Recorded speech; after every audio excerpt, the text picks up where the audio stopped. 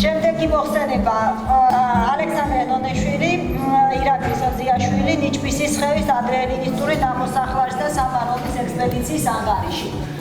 ძვირფასო კოლეგებო, სანამ მოხსენებას მოისმენთ, მინდა ერთი-ორი სიტყვით ინფორმაცია მოგაწოდოთ აი კონკრეტული ძეგლის შესახებ, იმიტომ რომ ამ დარბაზში პირველად ხდება ამ ძეგლის ანგარიშის წარდგენა. ძეგლი გათხარა არქეოლოგიური სისტემატური არქეოლოგიური შესწავლა დაიწყო 87 წელს. ჯერ კიდევ მცხეთის მუდმივმოქმედი არქეოლოგიური ექსპედიციის ფარგლებში 90 წლებში გრძელდებოდა. ეს გათხრები აკადემიკოს ანდრია აფაქიძის ხელმძღვანელობით და ამ კონკრეტული ძეგლის გათხრა დამევალა მე.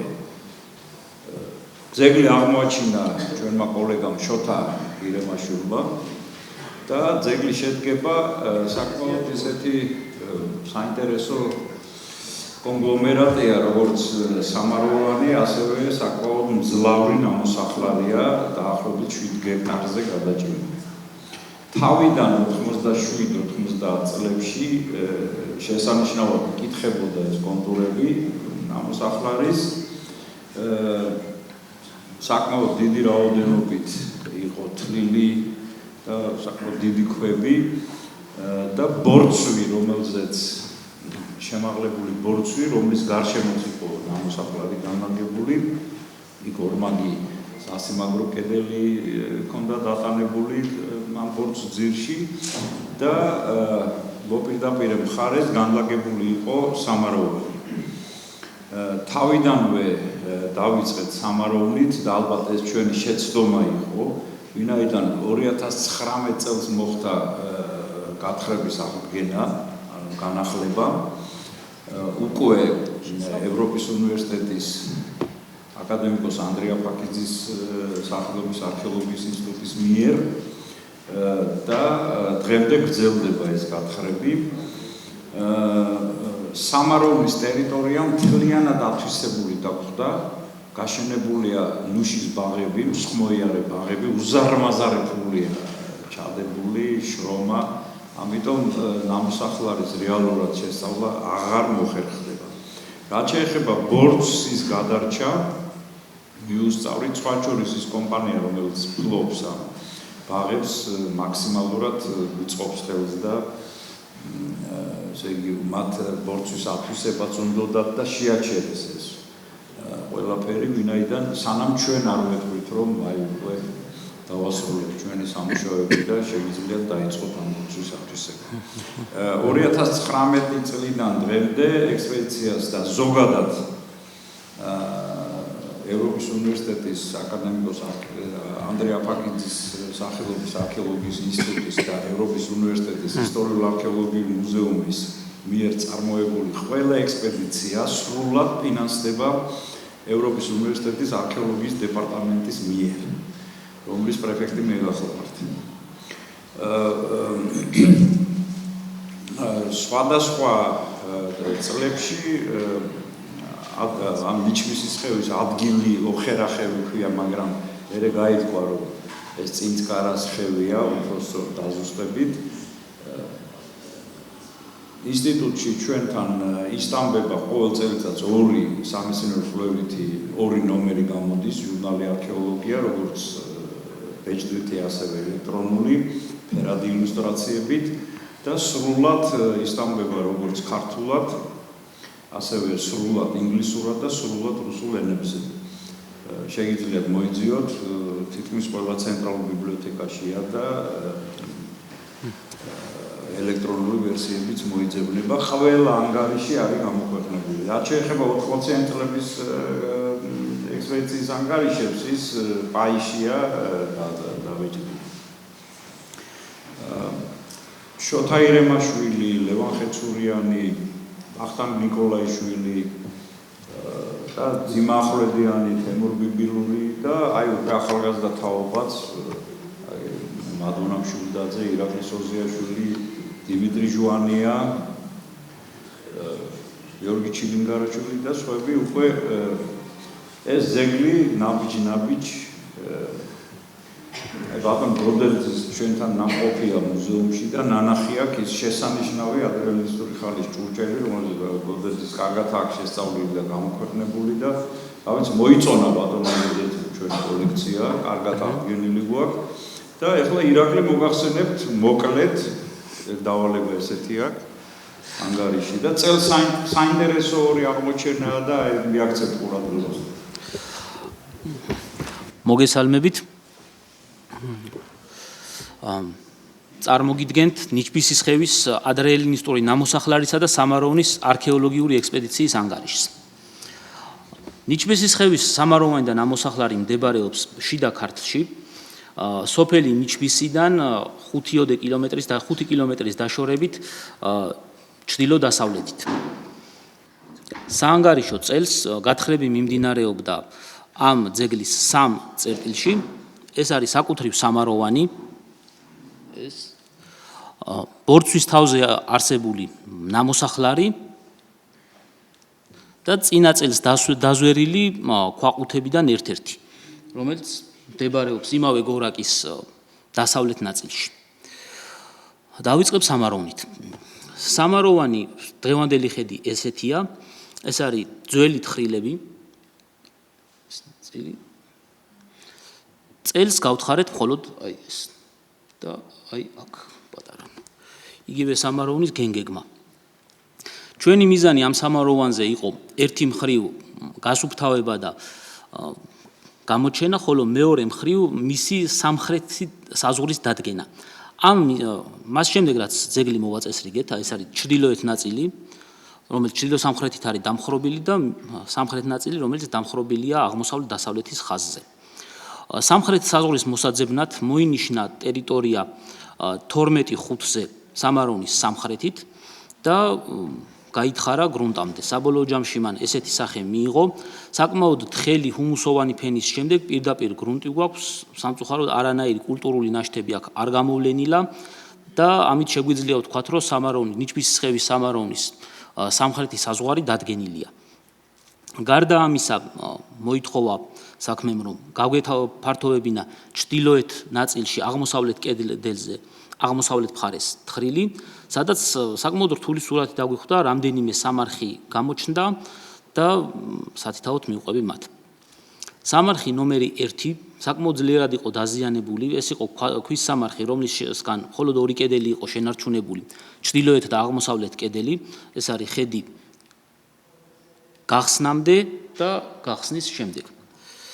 და იქ აღმოჩენილი მასალა. აღმოჩნდა ტიპიური ადრეელინისტური ხანის, ელინისტური ხანის პირველი ნახევრის მე-4-მე-3 საუკუნეების კერამიკა და ბრინჯაოს ნაწარმი. საერთოდ სამაროვანი ამ პერიოდით თარიღდება, ძველი წელთაღრიცხვის მე-4-მე-3 საუკუნეები. მეორე სამარხი, რომელიც მდებარეობს სამაროვნის სამხრეთ ნაწილში, გახლდათ ორმო სამარხი, შიგნით ერთი მიცვალებული ხელფეხმოკეცილი მდგომარეობაში. სამარხი ნომერი 3 ძლიერ იყო დაზიანებული, ისიც ქვის სამარხი იყო, მხოლოდ ერთი აღმოსავლეთ კედელი იყო შემორჩენილი, გაწმენდის შემდეგ საკმაოდ დამახასიათებელი კერამიკული ნაწარმი მოგვცა. სამარხი ნომერი 4 მდებარეობდა უკვე იმ გაფართოებაში, ჩრდილოეთ ნაწილის აღმოსავლეთ კედელში. მხოლოდ ერთი კედელი იყო ნორმალურად შემორჩენილი, აქაც აღმოსავლეთი და მისი გაწმენდის შემდეგ აღმოჩნდა, რომ ძალიან იყო დაზიანებული სამარხი, შემოგრჩა მხოლოდ მიცვალებულის ხერხემლის ნაწილი და ნეკნები. სამარხი ნომერი 4 და 5 ერთმანეთის თავზე მდებარეობდა, აქედან სამარხი ნომერი 5 ჩანდა ზედაპირზე და მის გასაწმენდად დავიწყეთ რაღაც დონეზე ეს გაფართოება. გაწმენდის შემდეგ მოგცა შემდეგი სურათი. ნომერი 5 სამარხისთვის მენჯისარე და ხერხემლის ქვედა ნაწილი დაზიანებული იყო, შემორჩა მხოლოდ ქვედა კიდურები და ტორსი და ჰქონდა ერთი კერამიკა, რკინის სამაჯური, დანარჩენი ისეთი არაფერი. სამარხი ნომერი 7 შედარებით მდიდრული სამარხი იყო, ეს უკვე მდებარეობდა სამხრეთ გაფართოების საზღვართან. მოთავსებული იყო ერთი მიცვალებული, მიცვალებულს ჰქონდა ბრინჯაოს ინვენტარი, ჰქონდა რკინის სამაჯურები და რაც ყველაზე საინტერესოდ მოგვეჩვენა სასთუმალის ქვა. გარდა ამისა, 2 ბრინჯაოს ან ვერცხლის რგოლი გაწმენდის შემდეგ უფრო უკეთესად გამოჩნდება. სამარხი ნომერი 8 ძლიერ იყო დაზიანებული, მხოლოდ ზედანაწილია შემორჩენილი, ინვენტარი არ ახლდა. სამარხი ნომერი 4-ის წმენდისას აღმოჩნდა ცხოველის მოზრდილი ძვალი, რომელიც ჩავთვალეთ, რომ იყო დაკავშირებული თავიდან სამარხ ნომერ 4-თან და დავიწყეთ მისი გაწმენდა. გაწმენდის შედეგად აღმოჩნდა, რომ ერთი ძვალი არ იყო და ნელ-ნელა მთელი ჩონჩხი შემოიწმინდა ცხენის. ცხენს ჰქონდა ყბასთან ლითონის ნივთი, სავარაუდოდ ლაგამი და რკინის რგოლი, ასევე ალბათ აღკაზმულობის ნაწილი. გადაწყდა ტერიტორიის შემდგომი გაფართოება აღმოსავლეთისკენ და აქვე გამოჩნდა რაღაც ესეთი კონტური. გაწმენდის შემდეგ გამოირკვა, რომ გვაქვს შემდეგი სურათი. სამარხი ნომერი 9. აქ იმის გამო, რომ სამარხი მოთავსებულია ცხენის კიდურებს შორის, ვთვლით, რომ ეს ერთი კომპლექსია და რიტუალის ნაწილი იყო ამ სამარხისთვის ცხენის ჩატარება. მიცვალებული წევს მარცხენა გვერდზე აქვს კერამიკა, ჩატანებული კერამიკა, ბრინჯაოს ბეჭედი, ოქროს საყურე, თუმცა არ შეგვხვედრია არანაირი იარაღის კვალი. გარდა სამარხებისა, იმისთვის, რომ საბოლოოდ დაგვედასტურებინა თუ მართლა ვრცელდება თუ მართლა დამთავრდა თუ არა ამ ადგილზე სამაროვანი, 20 მეტრის დაშორებით მის სამხრეთით გაკეთა კიდევ ერთი საცდელი თხრილი.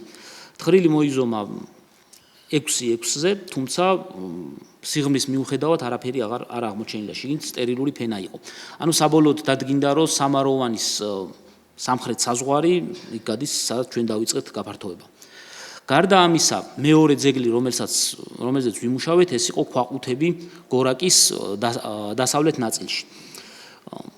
შიგნით ჩასვენებული იყო რამოდენიმე მიცვალებულის, ყოველ შემთხვევაში 3 თავის ქალა იყო, ძვლები მიხვეტილი იყო და მხოლოდ ერთი მიცვალებული იწვა ანატომიურ შესახებაში. სამწუხაროდ უკეთესად გაწმენდა არ მოხერხდა ნიადაგის გამო და ძვლები ძალიან ცუდად იყო დაცული. აღნიშნულ ქვაყუთს ვათარიღებთ ადრე შუა საუკუნეებით. და მესამე წერტილი, სადაც იმუშავა ნიჩბის სხეულის არქეოლოგიურმა ექსპედიციამ, იყო ნამოსახლარი, სადაც გაკეთდა ერთი კვადრატი. საკმაოდ თხელი ჰუმუსოვანი ფენის შემდეგ პირდაპირ იწყება ეს გრუნტი, თუმცა რაღაც აი აქ თითქოს ჩაჭრა გვაქვს. დროის უქონლობის გამო მოგვიწია დაკონსერვებამ, თუმცა ამის გარდა გაიწმინდა შარშან აღმოჩნდა აქ 2 სამარხი, აქედან ერთში 5 მიცვალებული, 5 იყო 3 ადამიანის და 2 ძაღლის ჩონჩხი იყო ერთმანეთში უსისტემოდ არეული, ხოლო მეორეში 2 ჩონჩხი იყო. და მესამეც აღმოჩნდა აქ, აი ეს სადაც ასევე ერთი ძაღლის ჩონჩხი იყო და მეორე ეს იყო მესამეს და პირველის კვეთაზე, აი ეს ადამიანის ასევე უსისტემოდ, ანუ ისე იყო ჩაგდებული ორმოში. ინვენტარიდან ერთი ძალიან დაჟანგული გაურკვეველი ნივთი იყო, შეიძლება ბეჭედი, ზუსტად მეგობრით. თუმცა ამ ხრივ კვლევა გრძელდება და საინტერესო იქნება მომავალში რა მონაცემებს მოგცემს. გმადლობთ ყურადღებისთვის, მაქსიმალურად ვცადე, მოკლედ მეთქვა. კითხვები?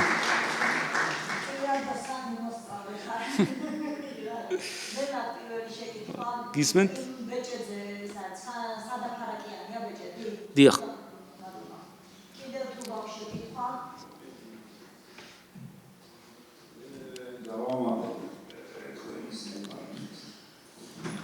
ჩვენ ექსპედიციაში მუშაობდა გურამ ფიანი არქიტექტორი და წინა წლებში ძირითადად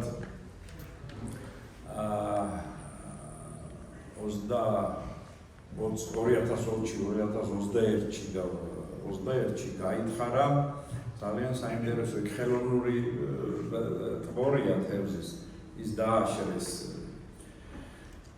და გამოჩნდა კედლის ნაშთები და როცა გავწმინდეთ ეს კედელი აღმოჩნდა 120 მეტრის სიგრძის სასიმაგრო კედელი რომელიც ბატონი გურამის დასკვნის შეისწავლა შედეგად მან დაადგინა რომ ეს კედელი მთლიანად ჰქონდა შემორტყმული ამ დასახლებას კედელი საკმაოდ ცელაურია დაახლოებით 1.5 მეტრი სისქის არის და 120 მეტრის გათხა შევძებით მეტი ვერა ესე თმორი ისევ დაათბორეს ასევე ის ქვები რომელიც ბატონმა ვახტანგ ნიკოლაიშვილმა შოთა ირემაშვილმა მე სასწრებმაც თავიდან 87 წელსში ნახე სამხრეთის არკვევით საზღვრები ჩრდილოეთით აი წელს გამოდი ქვების წელს სხვა ნაგებობების როგორც ჩანს თვითონ ბორცვის წინ ორმაგი გალავნის ქვები რუჟის ბაღების მომწყობელმა აკრეფეს და ყორეებად გამოიყენეს და აწვეს სხვანაირად და საერთოდ დაულიეს ჩვენ რო ვცოდნოდა ალბათ სამაროვანს ხელს არ ვახლებდით და დავიწყებდით ნამოსახლარად.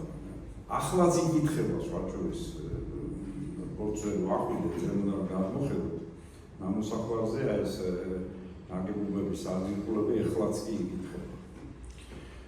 ასე რომ ძალიან საინტერესო ძეგლია წელს ვაპირებთ კიდევ მოკლე ექსპედიციის გამართვას და ასე რომ გვინდა ეს მცხეთის ექსპედიცია როგორც გავაწუხოთ ჩვენ კიდევ სხვა მიმართულებებით მუშაობთ, ახლა 4-5 ექსპედიცია გვაქვს, წელსაც საკმაოდ ინტენსიური სამუშაოები გვაქვს დაგეგმილი. როგორც მოგახსენებთ, წინა წლების ყველა ანგარიში რამოდენიმე უცხო ენაზე, მათ შორის შეგიძლიათ ნახოთ ჟურნალ არქეოლოგიაში. თუ არსდები მუზეუმშიც არის, ეროვნულ ბიბლიოთეკაშიც არის და ელექტრონული ვერსიებიც არის. ჩვენი საიტზეც დაიკითხა. კითხოთ ონირა მებელროს მადლობა საერთაშორისო მოხსენებისთვის. მე მაქვს ორი კითხვა, მოკლედ. პირველი ცხენის ჩატანება სამარხში უცხო ფენომენი არ არის, ხდება საქართველოში სხვადასხვა პერიოდში, მაგალითად გვიანდელ ხანაშიც დიდგვაროვანთა სამარხებში არის ჩატანებული. ამასთან დაკავშირებით რამდენიმე შეცდომას მოსაზრება რომ სოციალური სტატუსის განსაზღვრელი შეიძლება ყოფილიყო, უნდა ყოფილიყო ცხენის ჩატანება, ადამიანის პირის სამაროვანზე განსხვავებული. თუ ვფიქრობ, რომ შეიძლება მსგავსი უფრო ქონდეს ამ სამარხთანაც, ანუ როგორც მახსოვს, რომ იარაღი არ არის აღმოჩენილი, ან მეორის სამარხი შეიძლება დაუკავშირო, მაგრამ თუ ვფიქრობ, რომ ეს იყო დიდგვაროვან საწარში მოგებული სამარხი და მეორე კითხვა მოკლედ ძალიან კარგად შემორჩენილი ჩონჩხი იყო ცხენის და ხომ არ შეგვიძლია გითხრათ, ანუ რა ბედი ეწია დაკონსერვდა თუ შეგვიძლია გადაიტანეთ თუ საჩუქრია ვიხილოთ. კი ბატონო, პირველ კითხვაზე პასუხი არის ესეთი, რომ ცხენის სამარხები საქართველოს სხვადასხვა პერიოდში გვაქვს, თუმცა იშვიათია. ჩვეულებრივი მოვლენა ნამდვილად არ არის. რაც შეეხება იმას სტატუსის შესახებ, კონკრეტულად ამ სამაროვანზე, დიდგვაროვნების სამაროვანი არ არის. ეს არ არის, ცხადია, ღარიბი ხალხის სამაროვანი არ არის ინვენტარის მიხედვით, თუმცა ეს არც ელიტა არ არის. რაც შეეხება ცხენის ჩონჩხის აღმოჩენას რომელიმე სამაროვანთან, ამავე სამარხში აღმოჩნდა ოქროს საყურეც.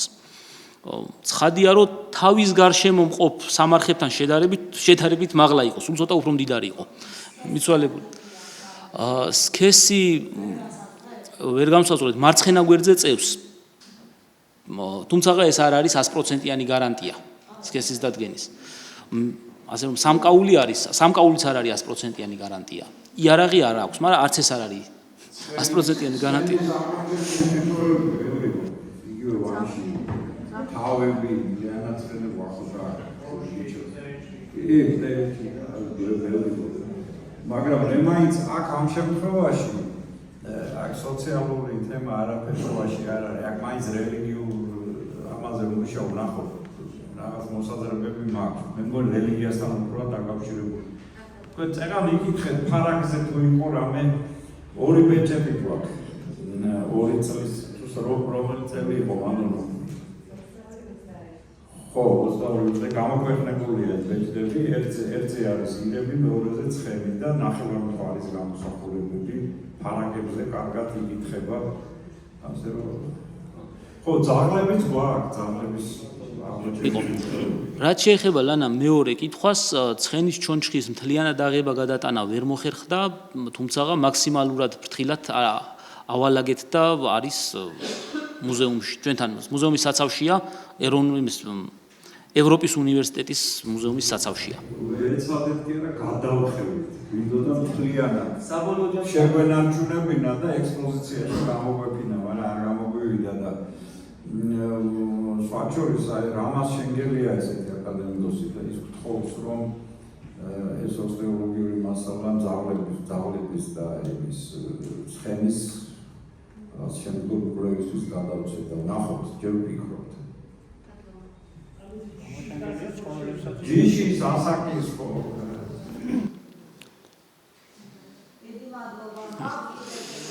გისმენთ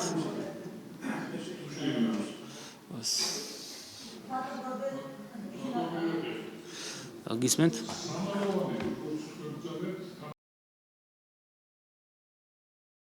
ორივეს ელინისტური ხანით ვათარიღებთ კი ბატონო დიახ ელინისტური ხანის პირველი ნახევრით მე-4-მე-3 საუკუნეებით მაინტერესებს რამდენი სამართი გაითხარა სულ და ვიქმნის თუ არა ეს რამე წარმოქმნას მოსახლეობაზე დემოგრაფიულ სიტუაციაზე ამ ძეგლზე წელს გათხრილი გაითხარა მთლიანობაში მაინტერესებს მაგან არის მაშინ თქმა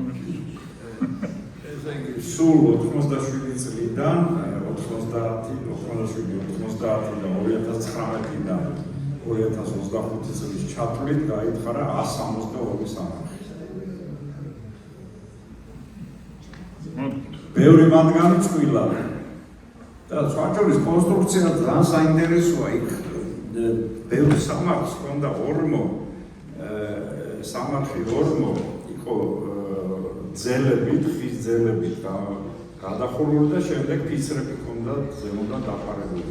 თითქმის ყველა სამარხში იყო საბალიშეკვა, სანიშნეკვა და ის ანალიზი მაშინ ჯერ კიდევ მაშინ გავაკეთეთ, როცა უნივერსიტეტის პატრონი ყავდა და ლაბორატორიებიც ჰქონდა და მუხის ხის იყო, მუხის ხე იყო გამოყენებული კონკრეტული სამარხების გასამართად.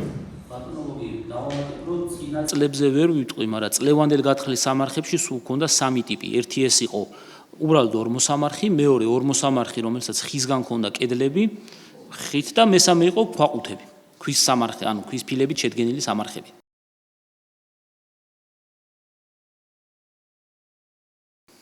ჩრდილოეთითაც გვინდა. და კიდევ ერთი ძალიან საინტერესო ელემენტი ამ სამაროვანზე უცებ წყდება. ანუ ძვლის მესამე არის რაღაცა მოხდა, როგორც ჩანს ეპიდემია. ამ მიმართულებითაც ჩვენ თანამშრომლობს შვედებთან, ლუნდის უნივერსიტეტთან და ალბათ გავაგზავნით და ეპიდემიოლოგიურ თემასაც შევამოწმეთ. ვახტანგ ლიჩელის ჰქონდა უკვე თუ არა მოსვლა? ჯერ არა. აი ვახტანგს აქვს ეს საინტერესო სამაროვანი, სადაც დააფიქსირა შავი ფერის ტყავში გახვეული მიცვალებული და ჩემთანაც არის აქ წინა წლებში აღმოჩნდა წყვილადი სამარხი, რომელიც საკმაოდ დიდი ზომის შავი ფერის ტყავში იყო გახვეული, როგორც ჩანს. ეს არის იშვიათობაა ამ ეპოქისთვის.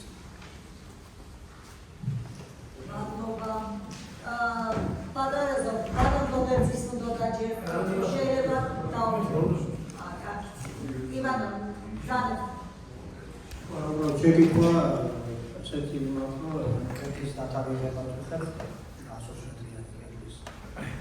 და მეორე კიდე ბარემ აკეთებ დავამატო, დღეეთი ვახსენეთ და ეს კომიტეტის მიერ აღიარებული პროცესის ხელმძღვანელი სამართი და მართლაც დიდული ძალიან დიდული სამართი, რომელიც უმაღლეს უფლებას ეკუთვნის.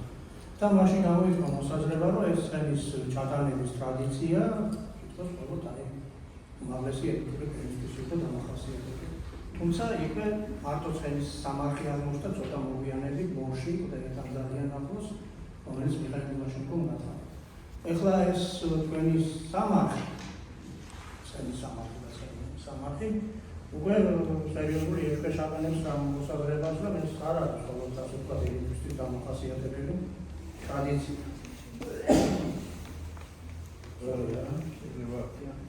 ნაწილობრივ ვეთანხმებით, მაგრამ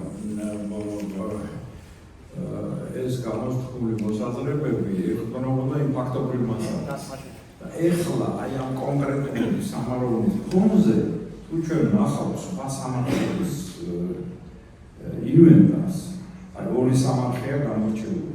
სხვებთან შედარებით ეს შეიძლება ჩავთვალოთ დიდულ სამარხად. აი ეს კონკრეტული სამარხი შედარებით. იმასთან ვერ მივარ რაც ახლა. ეხლა შემოგდა დადიძე გამოახვეყნეს, მაგრამ ეს აშკარად სოციალურად დაწინაურებული პირი ჩანს. აი კონკრეტულ სამარხს. პროკროს მითები აქვს ჩაყოლებული და ცხენი და რაღაც პერიოდები. ხო, კედელთან დაკავშირებით რაც შეეხება ნამოსახლარს და კედელს, იკრიფება ზუსტად ამ პერიოდის კერამიკის ფრაგმენტები. და ბატონი გურამიც ფიქრობს პრეტიანი მოხსნებობაში, რომ კედელი არის თანადროული, როდესაც ფუნქციონირებდა ნამოსახლარი და იგზავნებოდა მიცხოვრებელი. იქ მე და ბიბილურმა კიდევ რაღაც მივაგენით კედელის გარეთ სამაროვნამდე რაღაც უნდა ყოფილიყო დაახლოებით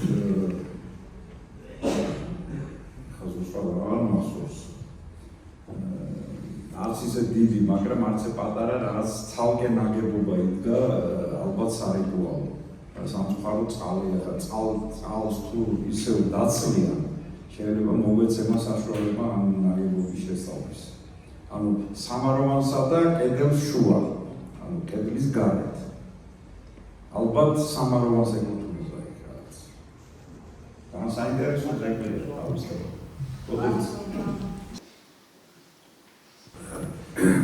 ძეგლის წლების განმავლობაში ითხრება სამაროვანზე მაგრამ ამ შემთხვევაში საუბარი არის შესანიშნავად დოკუმენტირებული. ძალიან კარგი გამოფენა არის მართლა მოწყობილი უნივერსიტეტში და სრულად არის პრინციპში გამოქვეყნებული. ჩემი გამოსვლის თავი მიზანია ყურადღება გავუახო ნამოსახლარს.